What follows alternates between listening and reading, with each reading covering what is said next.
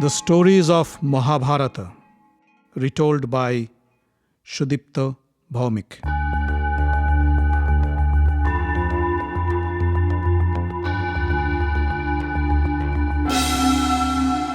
Welcome, dear friends, to another episode of The Stories of Mahabharata. In the last episode, we heard how Krishna and Arjuna helped Agni cure himself of his anorexia by devouring the Khandava forest. We also heard Maya build a grand palace of illusions for Yudhishthira. At the advice of Rishi Narada, Yudhishthira now plans to perform the Rajasuya sacrifice, but Krishna warned him that King Jarasandha must be eliminated before he could contemplate any such thought.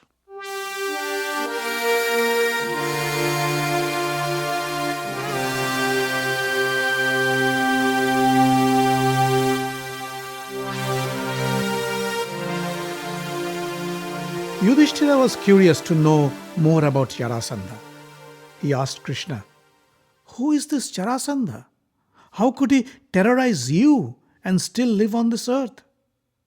Krishna said, "Let me tell you the story of Jarasandha's birth. In the kingdom of Magadha, there lived a king named Brihadratha. He had married the twin daughters of the king of Kashi and promised he would always treat them as equals.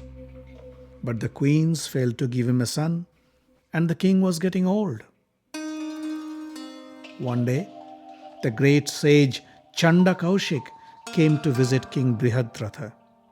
The king treated him with due respect, and the sage was pleased with his hospitality. Chanda Kaushik offered to give the king something in return.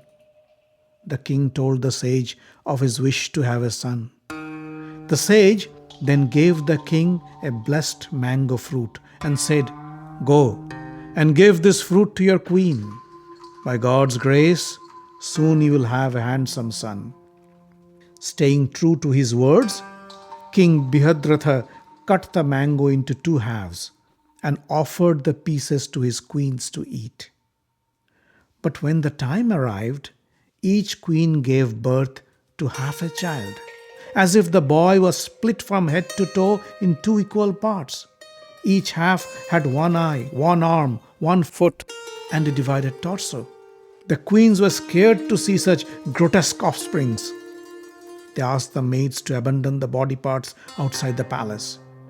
The maids did as they were instructed, and the two pieces of the boy lay in the trash by the roadside. Little later, a demoness named Jara was passing by. She saw the two halves of a baby lying by the roadside. Curious, she picked them up and put the two halves together to see how the baby looked. As soon as she did that, the two halves of the baby joined together to form a complete human child, and the baby boy cried out in a loud roar. Hearing the loud cry, King Brihadratha and his wives came out and saw the baby in Jara's arms. By then, Jara had taken the form of a beautiful woman. She held the baby and said, "Brihadratha, your maids had abandoned your child, but I saved him. Take him and rear him well. He will grow up to a powerful king and rule the earth." Since the boy was joined by Jara, the demoness, he was named Jarasandha. Jarasandha grew up to be a powerful king.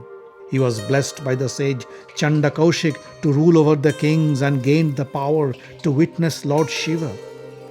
But he developed animosity with me, since he was the father-in-law of Kamsa, whom I had killed earlier. Krishna paused for a while and then said, "Balarama and I killed two of Jarasandha's associates, Hansa and Dimbhak. Now his time has come. But nobody can defeat Jarasandha in conventional warfare.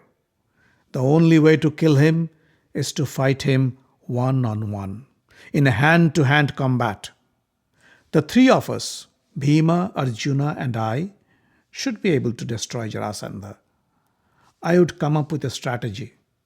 Bhima would fight him, and Arjuna would protect us from external attacks. We would meet Jarasandha alone and challenge him to wrestle any one of us.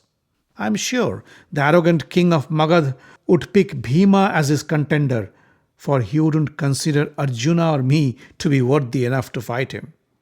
And then Bhima could kill Jarasandha for sure.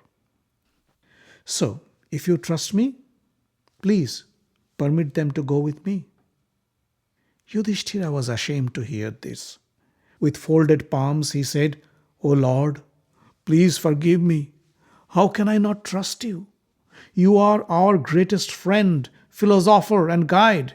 We feel privileged to be blessed by you. With your guidance and advice, I am sure we would succeed in killing Jarasandha, free the captive kings, and complete my Rajasuya sacrifice. So please, prepare to leave for Magadha with Arjuna and Bhima by your side.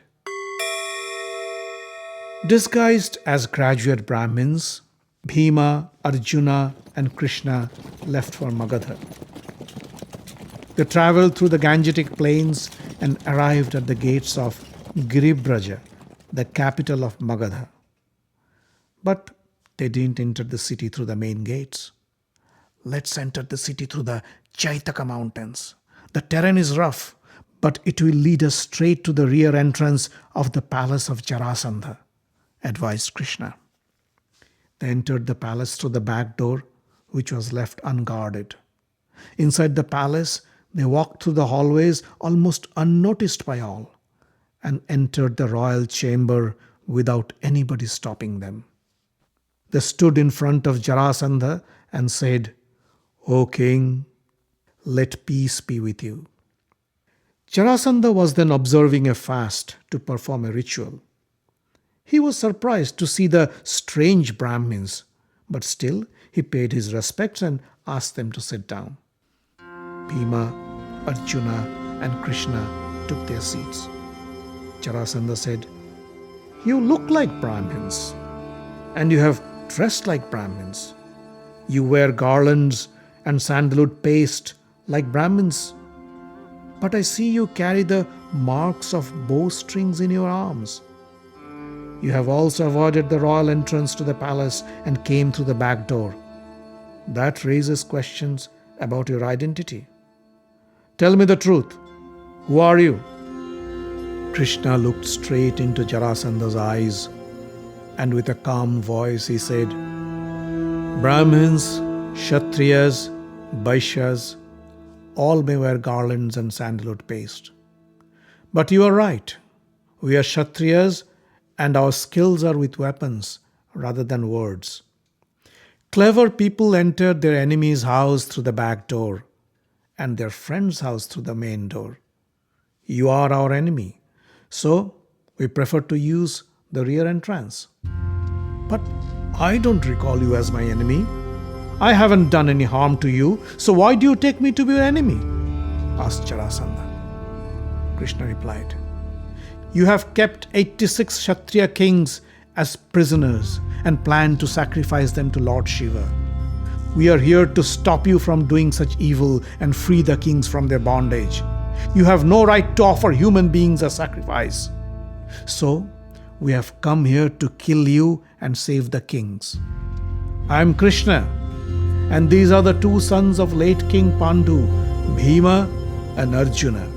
We challenge you to free the kings and surrender to Yudhishthira, or die in our hands.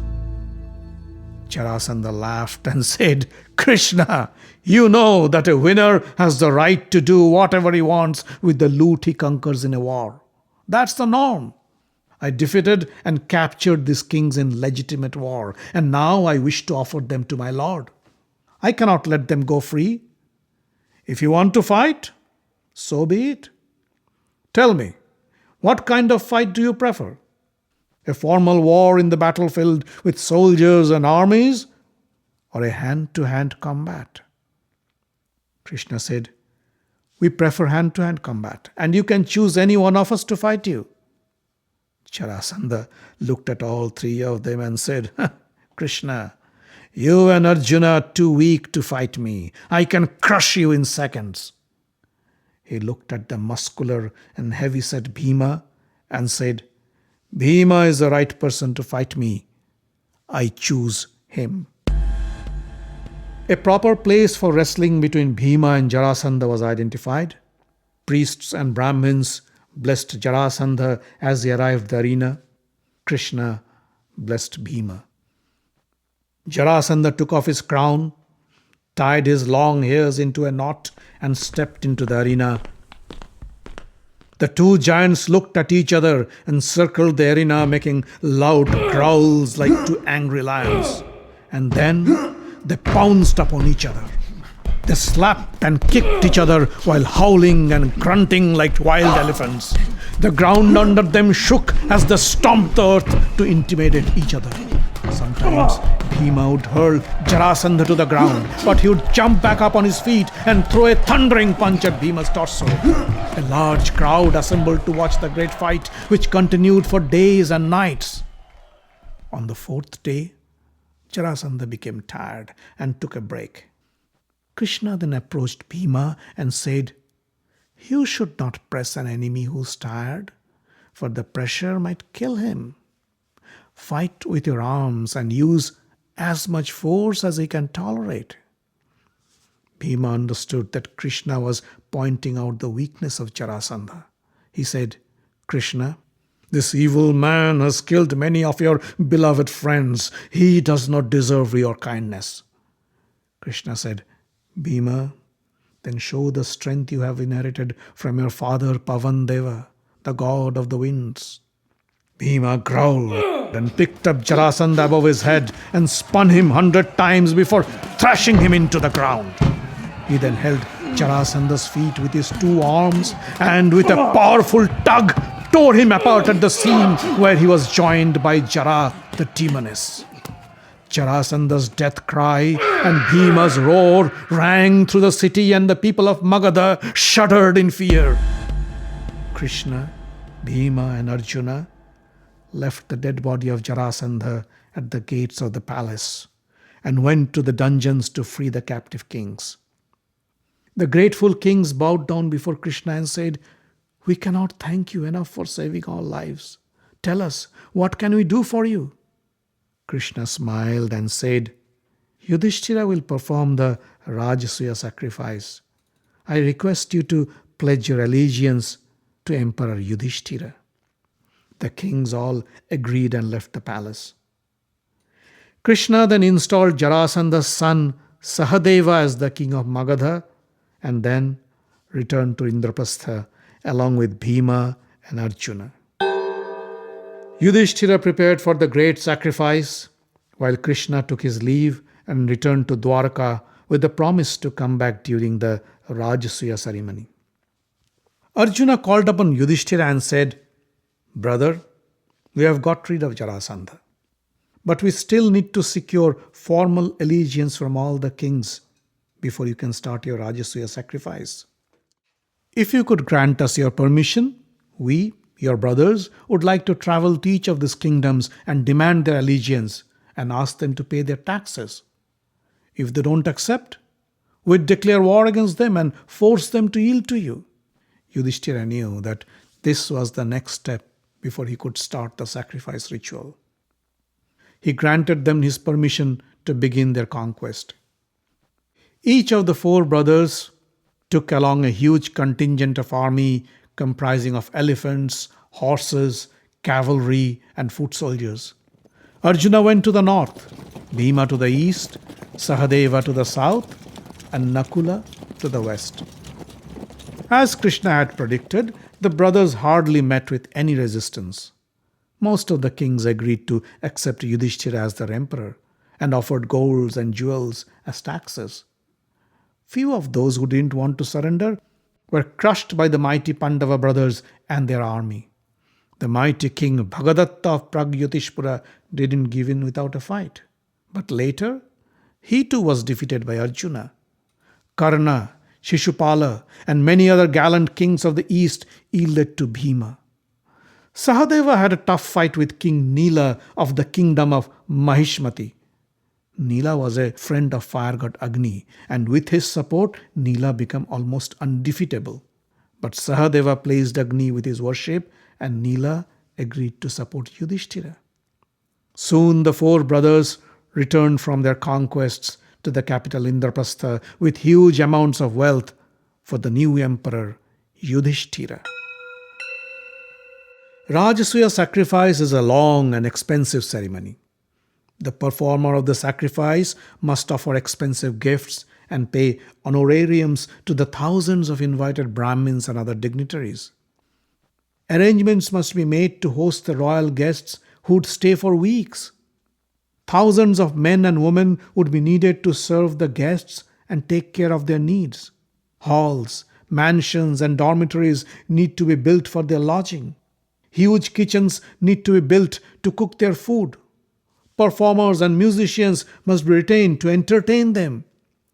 Besides, it was mandated that all the rituals of the Rajasuya sacrifice must be performed with absolute perfection. Any mistake would make the sacrifice worthless. Hence, hundreds of learned priests and sages need to be employed to conduct the yagna. A huge hall had to be built where the fire sacrifice was to be performed. The hall should have adequate seats for the guests who would like to watch the proceedings. Yudhishthira asked his accountants to give him a budget. He then checked if he had enough resources at his disposal. Satisfied, he began the process of conducting the ceremony. Invitations were sent out to all the kings and royalties. Krishna, along with his family, arrived from Dwarka. Yudhishthira bowed in front of him and said, "O Krishna, it is for your blessing I am able to think of performing this difficult sacrifice. Please give me your permission." Krishna held Yudhishthira's hand and said, "You are the most deserving person for this sacrifice. Please go ahead with your duties and let me know how I can serve you." Vyasa arrived to serve as the main priest.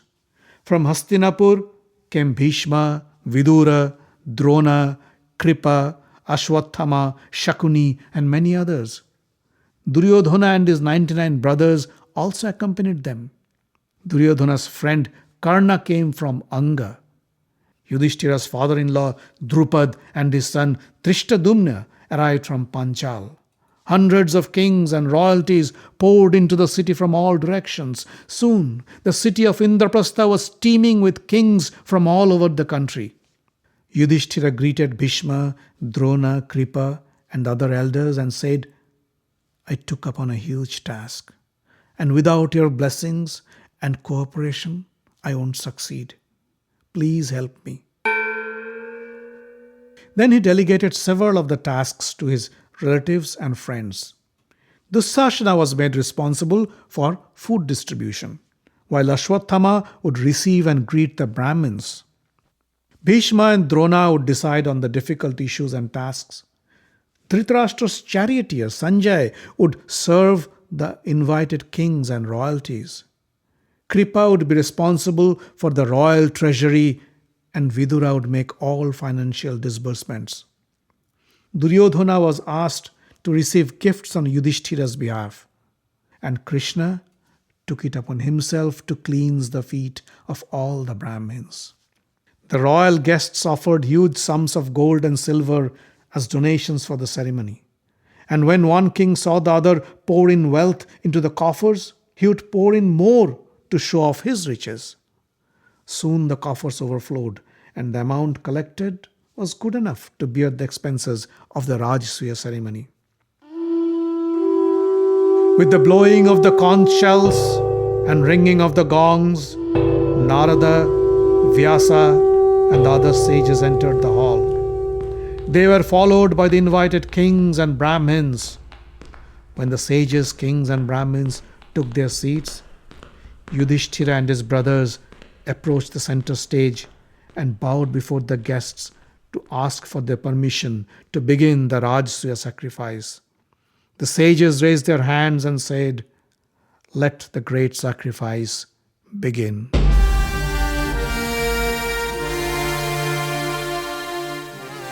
The Stories of Mahabharata is written, directed, and told by Shudipta Bhawmik.